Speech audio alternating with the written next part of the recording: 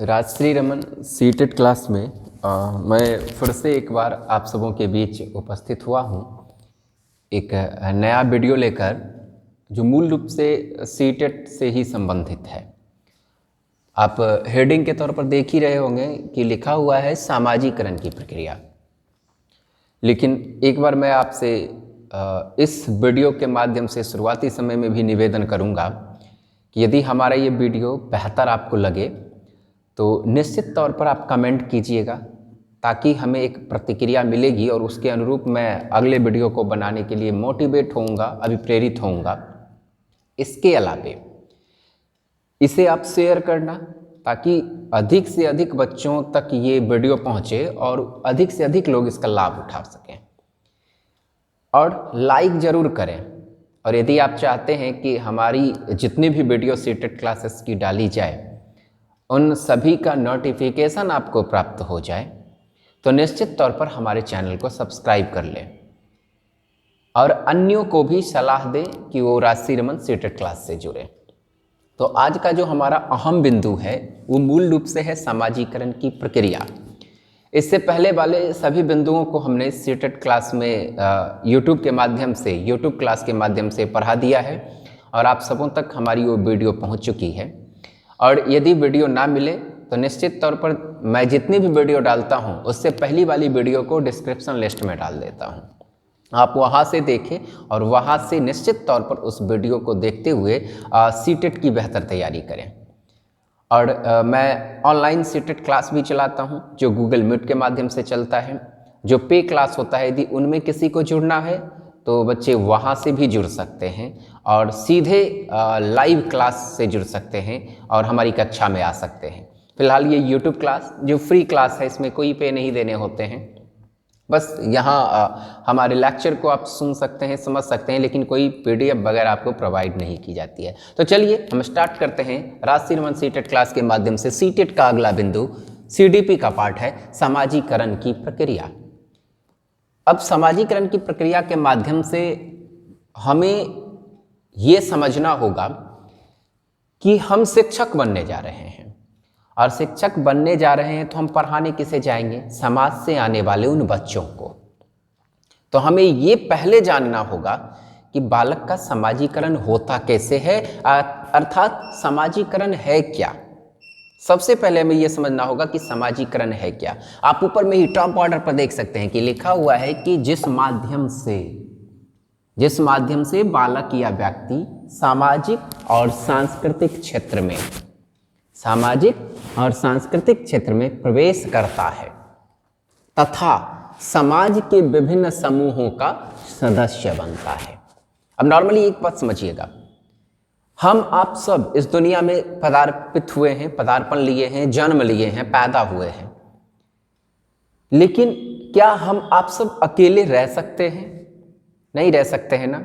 हमें समाज चाहिए, हमें लोग चाहिए, संप्रेषण का एक माध्यम चाहिए जिसके संप्रेषण करना होगा। उसके लिए हमें एक व्यक्ति विशेष चाहिए जिनके सामने हम अपनी बातों को रख सके, अपनी भावनाओं को प्रदर्शित कर सके, अपनी इच्छाओं को रख सके, प्रस्तुत कर सके। ये कैसे होगा? तो अकेला इंसान तो कभी नहीं कर सकता। संप्रेषण करने के लिए कोई ना कोई उसके सामने बैठा एक व्यक्ति चाहिए। अब ये व्यक्ति उसके पास तभी मौजूद होगा जब बालक समाज के मूल्यों को मानेगा। अभी आप देखिएगा कि जिस समाज में आप रह रहे हो उस समाज के नियमों को आप नहीं मानो, उस संस्कृति को आप आत्मसात नहीं करो तो समाज आपको दरकिनार कर देगी। यही सामाजिकरण है कि जब हम समाज में, इस दुनिया में जन्म लेते हैं तो जिस समाज और जिस संस्कृति में हम पल रहे होते हैं, जिस क्षेत्र विशेष में हम पल रहे होते हैं, वहां के सामाजिक मूल्यों को हम स्वीकार कर लेते हैं। अब देखिए, मैं हिंदू धर्म से हूं। अब हिंदू धर्मावलंबी का क्या काम है कि विभिन्न प्रकार के जो धार्मिक नियम चले आ रहे हैं समाज में, या हमारी जो समाज की परंपरा चली आ रही है, जो पूर्व से ही चली आ रही है, हमारे पूर्वजों के द्वारा ही बनाई हुई है और वही चली आ रही है निरंतर। जब हमारा जन्म हुआ ना तो हम भी उसे आत्मसात कर लिए। आपने भी उसे आत्मसात किया होगा, तभी उस समाज में रह रहे हो। अर्थात सामाजिक आदर्शों को हमें स्वीकार करना होता है। सामाजिक नियमों को जब हम मान लेते हैं वही हमारा सामाजिकरण होता है।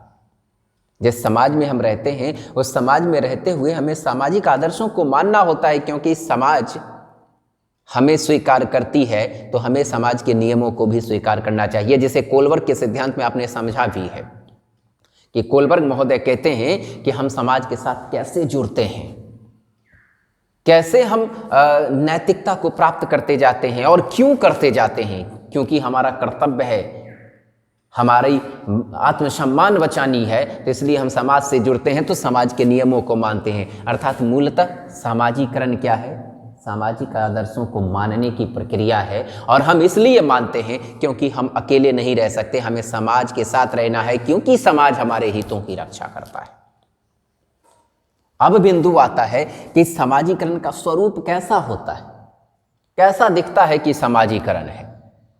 नॉर्मली देखिएगा कि जब आप समाज में रहते हो ना, तो समाज के लोगों के साथ सहानुभूति का भाव होता है, समाज के लोगों के बीच सहभागिता का भाव आता है, समाज के लोगों के बीच आत्मीकरण का भाव आता है। समाज में रहते हुए समाजीकरण करने के लिए पुरस्कार भी दिया जाता है, दंड भी दिया जाता है।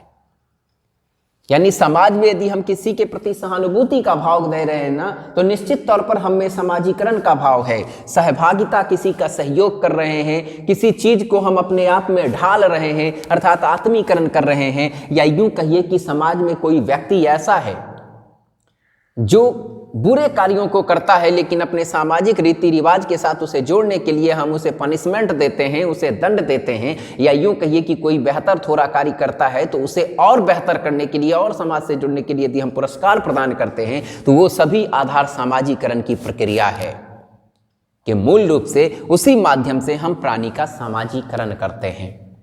अब सामाजीकरण के दो स्रोत भी हैं।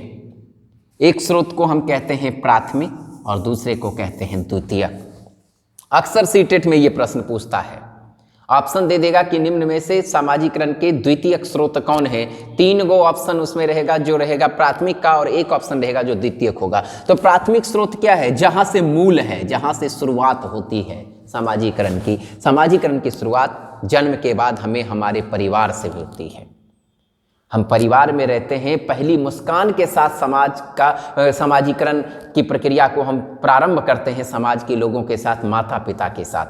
अर्थात इसकी शुरुआत परिवार से होती है। परिवार से निकलने के बाद आस पड़ोस से होती है, आस पड़ोस से हमारे उस बगल के उस समाज से होती है, समाज के बाद हमारे पूरे समुदाय से होती है, समुदाय के साथ हमारे मित्रों से होती है, मित्रों के बाद हम खेल खेलते हैं, उन खेलों में हमें समाजीकरण दिखाई पड़ता है।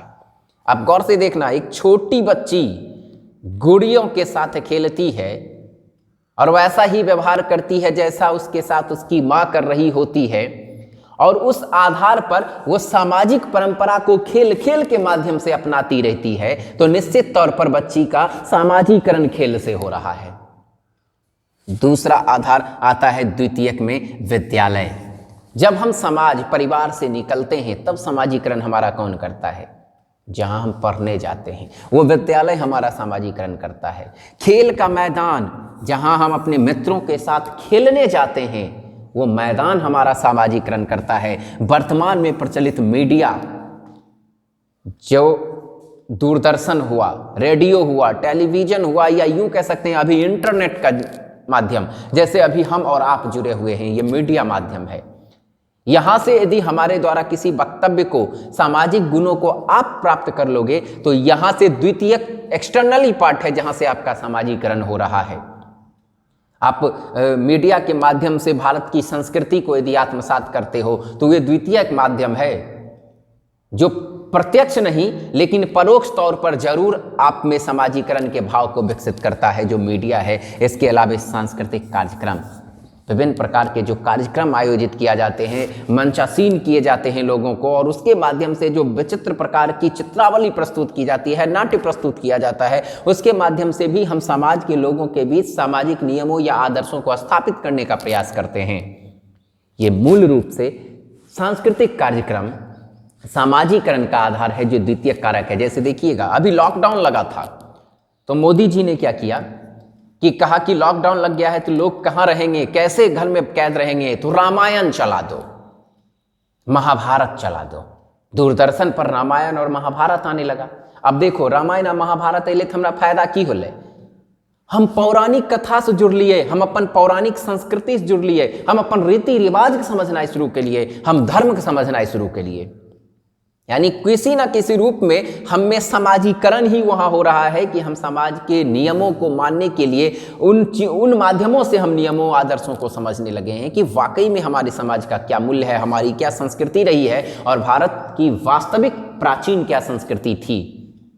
इससे हमारा सामाजिकरण होते रहता है। अब विभिन्न विद्वानों ने सामाजिकरण पर काम किया। विद्वान विशेष ने कहा कि आखिर सामाजिकरण होता कैसे है, कैसे हम समाज में अपने आप को स्थापित कर लेते हैं। इसके संदर्भ में कई विद्वानों ने अपना अपना सिद्धांत भी दिया, जिनमें सर्वप्रमुख सिद्धांत आता है स्वदर्पण सिद्धांत, जो चार्ल्स हार्टन कूले के द्वारा दिया गया है। ये अमेरिकन समाजशास्त्री थे। दूसरा एक सिद्धांत दिखता है मैं या मुझे का सिद्धांत, ये जॉर्ज मीड के द्वारा दिया गया है। ये भी अमेरिकन समाजशास्त्री हैं। तीसरा सिद्धांत जिसे हमने स्थान दिया है सीटेट बिंदु के लिए, वो है सामूहिक प्रतिनिधित्व का सिद्धांत, जिसे इमाइल दुर्खीम ने दिया है। ये फ्रांसीसी समाजशास्त्री हैं। चौथा सिद्धांत पारिस्थितिकी परक सिद्धांत, जिसे ब्रॉन ब्रैनर ने दिया है, ब्रॉन फैन ब्रैनर। ये भी एक अमेरिकन समाजशास्त्री एवं मनोवैज्ञानिक हैं। और पांचवा सिद्धांत जिसे मैंने स्थान दिया है अपने सीटेट क्लास में, वो है मनोसामाजिक सिद्धांत या मनोविकास का सिद्धांत, जिसे दिया है एरिक एरिक्सन महोदय ने। ये एक अमेरिकन समाजशास्त्री कहिए, साथ साथ मनोवैज्ञानिक कहिए, जिनका सामाजिक क्षेत्रों में महत्वपूर्ण कार्य रहा है। इसलिए इन दो विद्वानों में मैं पारिस्थितिकी परक सिद्धांत और मनोसामाजिक एरिक एरिक्सन का सिद्धांत यहां नहीं पढ़ाने जा रहा हूं। इसके लिए स्पेशली मैं एक एक वीडियो लाऊंगा, जिसमें एक ब्रॉन फैन बैनर का होगा और दूसरा एरिक एरिक्सन का होगा। अन्य बचे हुए इन तीन सिद्धांतों को मैं एक साथ पुट करके इसी वीडियो में बताऊंगा। गौर से आप समझने का प्रयास करना। पहला सिद्धांत आता है स्वदर्पण सिद्धांत, चार्ल्स हार्टन कूले, अमेरिकन समाजशास्त्री। अब ये चार्ल्स हार्टन कूले क्या कहते हैं कि समाज क्या है? इनका मानना है कि हम समाज में रहते हैं और समाज में रहते हुए समाज के लोगों के बारे में सोचते हैं, अर्थात हम जैसा सोचते हैं वैसा ही समाज में लोग हमारे बारे में भी सोचना शुरू करते हैं। इनका मानना है कि मूल रूप से आप अपने घर को देख लो, आप ऑफिस जाते हो, आप कॉलेज जाते हो, यानी ये कहते हैं स्वदर्पण, स्वयं का ये दर्पण बन रहा है। आप गौर करना कि जब आप विद्यालय जाने वाले होते हैं तो पूरी तैयारी करते हैं, सज धज आप जाते हैं, सजते हैं ना। क्यों सजते हैं? कि जब हम सज लेंगे, विद्यालय पहुंचेंगे तो विद्यालय में हम कैसा दिखेंगे, हमारे सहपाठी हमें किस नज़र से देखेंगे, शिक्षक हमें कैसे देखेंगे, अर्थात उन लोगों के सामने हम बेहतर दिखेंगे कि नहीं, सबसे अच्छे हम लगेंगे कि नहीं। इसके लिए आप क्या करते हो? खास करके लड़कियां तो बहुत ज़्यादा करती हैं, घर में बड़े बड़े आईनों के सामने आके खड़ी हो जाती हैं सज सवर के, और खड़ी होने के बाद वहां पर स्वयं को वो संवारती है, सजती है और बार बार निहारती है कि मैं अच्छी लग रही हूं कि नहीं। वर्तमान समय में लड़के भी ऐसा कर रहे हैं कि अपना हेयर स्टाइल देखते हैं, फिर थोड़ा ओठ पे कुछ लिप लॉक वगैरह आता है उसे लगा लेते हैं। क्यों? लगाने के बाद दर्पण को निहारते हैं कि हम कैसा दिख रहे हैं। अब यहां देखिएगा चार्ल्स हार्टन कूले क्या कहते हैं कि जब आप दर्पण पर अपनी निगाहें दौड़ाते हो ना, तो दर्पण क्या करती है, आप जैसा बनते हो ना वैसा ही आपको दर्पण दिखाती है। आप जैसा बनते हो ना वैसा ही दर्पण आपको दिखाती है। गौर करना इन शब्दों पर, आप जैसा बनते हो ना वैसा ही दर्पण आपको दिखाती है। तो समाज क्या करेगा? हार्टन कूले महोदय कहते हैं कि समाज भी वो आईना ही है जिसके सामने हम अपने आप को जैसा दिखाते हैं ना वैसा ही समाज हमें समझता है। सामान्य उदाहरण समझिएगा कि समाज में आप जाइए, एक व्यक्ति के पास आप बैठिए और उसे कहिएगा, जाने छहो राधा मोहन जी के घर में ना आई टीवी चोरी हो गए। क्या कहेंगे कि राधा मोहन जी के घर में आज एक टीवी चोरी हो गई। और जानते हो किसने चोरी किया? मैंने किया है, मैंने, और मैं पकड़ा भी नहीं गया। ये समाज के लोगों के बीच आप कह रहे हो, तो लोग क्या समझे? दूर बता कुछ बोले छी, चोर थोड़े अच्छे, कोई चोरा ललके थी अपन बहबाई ललके छे, हम ही चोरे लिए हैं, जब बुझबो नहीं करे चोरी भी क्या ललके पकड़ाई भी नहीं रहे हैं। एक दिन बोल लो संयोग पता चल रहे कि राधा मोहन घर में चोरी हो ही गए, सही है। दोसर दिन फिर चोरी हो न श्याम मोहन के घर में। अब क्या कहेगा कि आज हमने श्याम मोहन के घर से कंप्यूटर चुरा लिया। अब लोग कहते दूरी पागल से, एक बात पर कथी ध्यान दे छो, ये कुछो नहीं चोरल के हैं। पता चले कि सही में चोरी होल छे। अभी बखान कर लेना हम ही चोरलिए, हम ही चोरलिए। अब वास्तविकता जान लीजिए तो उसने चोरी नहीं की है, वो सिर्फ अपने आप को समाज में डेवलप, चोर के रूप में समाज में प्रदर्शित करना चाह रहा है कि हमसे सब डरे रहेंगे तो सामान की रखवाली करते रहेंगे। तीसरे दिन अब हम क्या कहें, राममूर्ति बाबू के घर में चोरी कर लिए। चोरी हमने नहीं किया, कहेंगे कि हमने चोरी की है। अब देखिए समाज में आप अपने आप को स्वयं चोर बना रहे हो। जैसे कि आईने के सामने अपने चेहरे पर आप कालिख लगा लोगे ना तो आईना आपको काला दिखाएगी।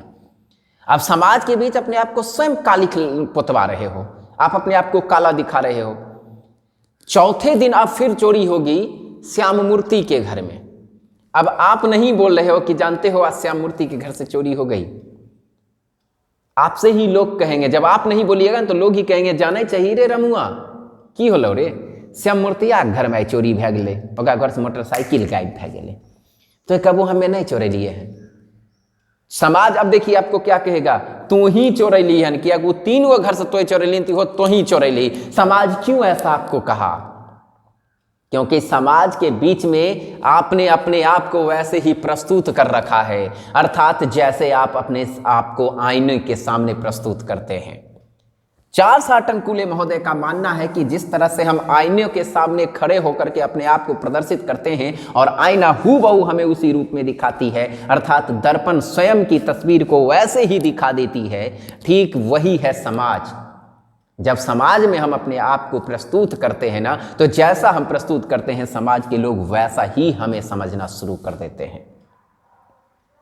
यानी समाज में हम अपने आप को यदि इंसान के तौर पर प्रदर्शित करना शुरू कर देंगे ना, तो धीरे धीरे समाज के लोग हमें इंसान समझना शुरू कर देंगे, क्योंकि वही हमारी छवि को इंगित करेगा। लेकिन अपने आप को चोर के तौर पर यदि हम खड़ा करेंगे ना, तो समाज हमें चोर के तौर पर ही समझेगी।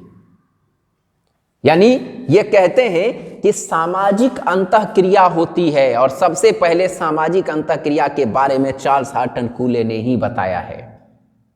वैसे आगे पढ़िएगा तो वेंडोरा का सिद्धांत भी सामाजिक अंतःक्रिया है, एरिक्सन के सिद्धांत में भी सामाजिक अंतःक्रिया है, और वाइगोत्स्की जो महान सामाजिक सांस्कृतिक विद्वान हैं उनके सिद्धांत में भी सामाजिक अंतःक्रिया है।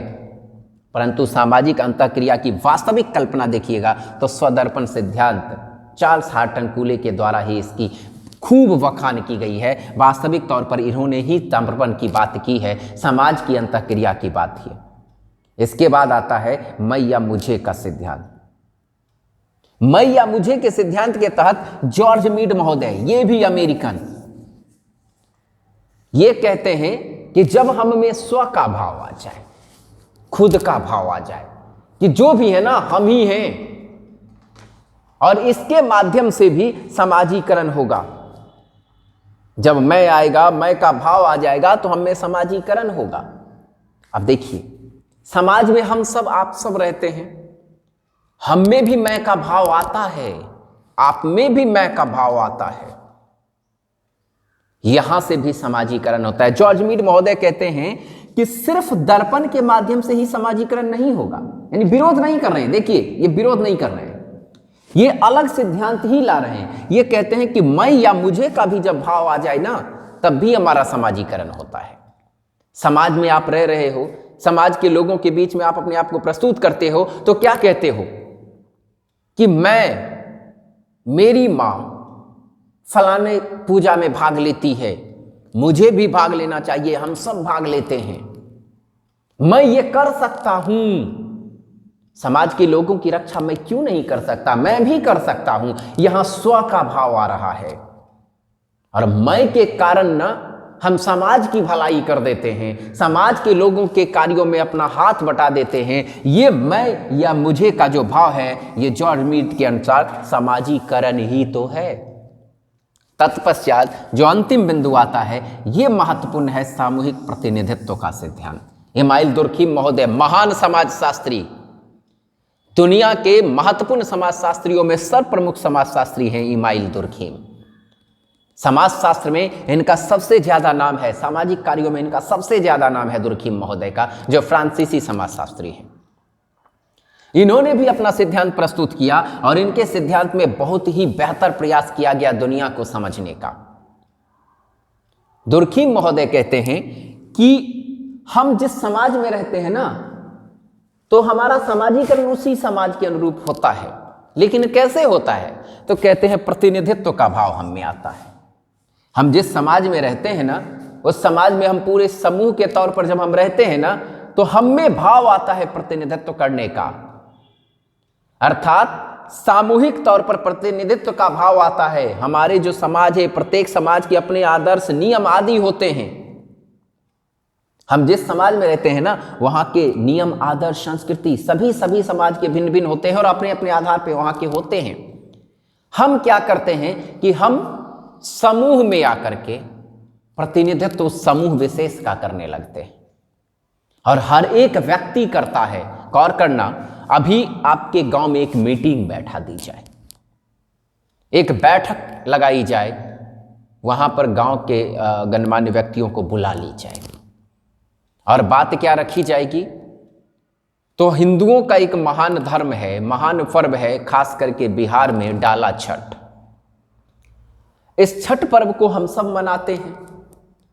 मनाने की कड़ी में आप गौर करना कि यदि छठ पर्व के बारे में कोई भी अवहेलना करे ना, तो हम सब मिलकर के उसका तिरस्कार करते हैं। ऐसा क्यों करते हैं? एक व्यक्ति यदि विरोध करे ना, तो हम सब उसका विरोध कर देते हैं। क्यों कहते? इसलिए क्योंकि हम कहते हैं कि जिस हम समाज में रहते हैं ना, वहां के आदर्शों, नियमों को मानना हमारा उत्तरदायित्व बनता है और उसे मनवाना हमारा कर्तव्य बनता है।